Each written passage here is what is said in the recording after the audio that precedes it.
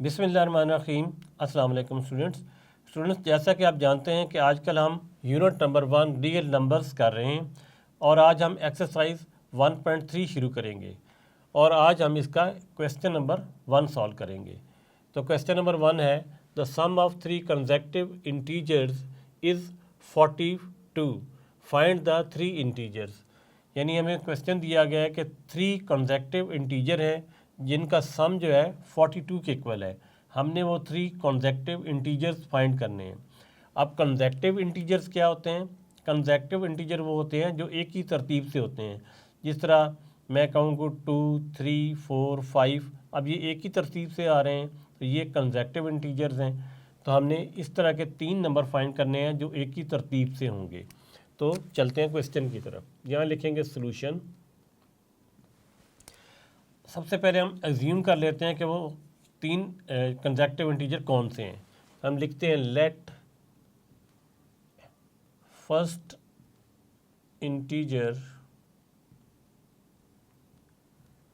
Is x, यानी एक unknown हम x फाइंड करेंगे जो कि फर्स्ट इंटीजर है।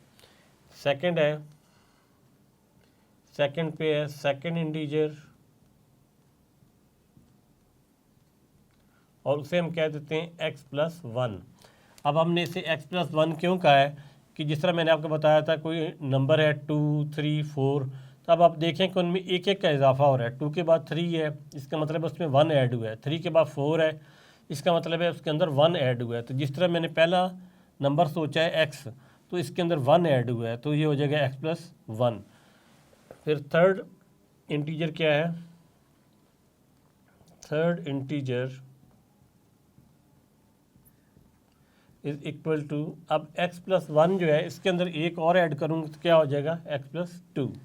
अब इसके बाद हमने क्या करना है, हमें गिवन है the sum of 3 consecutive integer is 42, find the 3 integers.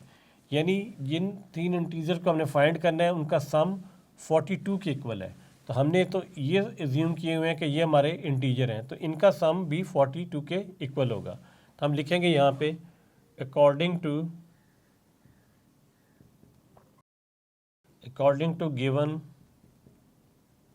Condition,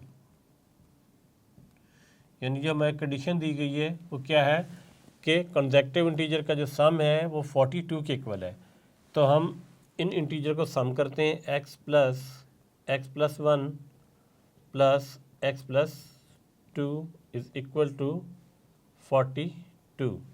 यानी ये फर्स्ट इंटीजर है, ये सेकंड इंटीजर है, ये थर्ड इंटीजर है।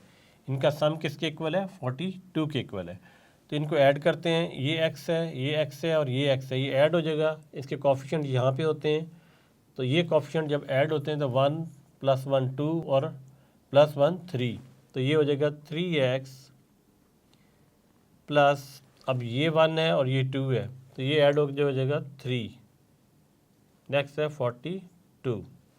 अब हमने क्या करना है, इस 3 को इस तरफ भेज देना है ताकि हम x फाइंड कर सकें। तो यहाँ लिखेंगे 3x इज़ इक्वल टू 42 - 3। अब स्टूडेंट जब 42 में से 3 को माइनस करते हैं तो आंसर आता है 39। यहाँ जगह 39, इधर है 3x। अब हमने चूँकि x फाइंड करना है तो हम इस 3 को डिवाइड कर देंगे इस तरफ। जो काम हमने इक्वेशन की इस तरफ किया है वही काम इक्वेशन के इस तरफ करना है। यहाँ भी 3 से डिवाइड करेंगे, ये कैंसिल आउट हो जाएगा आपस में और ये डिवाइड होगा 3 × 1 = 3, 3 × 3 = 9। तो x हमारे पास आ जाएगा 13। x हमारे पास 13 आ गया। इसका क्या मतलब है? इसका मतलब है हमारे पास फर्स्ट इंटीजर आ गया 13 और नेक्स्ट इंटीजर वैसे सोच के बताएं क्या होगा। जी हाँ, 13 के बाद 14 होगा और 15 होगा, लेकिन हम इसमें पुट करके देखेंगे। हम लिखेंगे यहाँ पे फर्स्ट इंटीजर हमारा क्या था? फर्स्ट इंटीजर हमारा था x की जगह हम क्या लिख देंगे 13। सेकंड इंटीजर हमारा क्या था?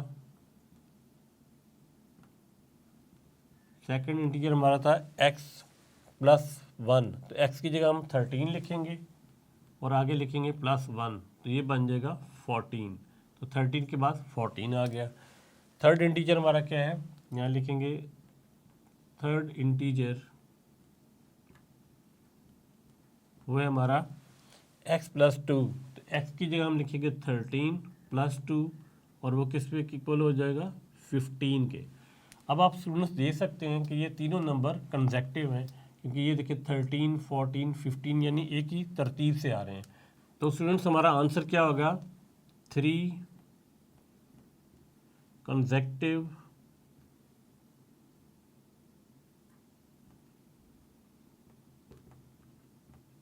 इंटीजर्स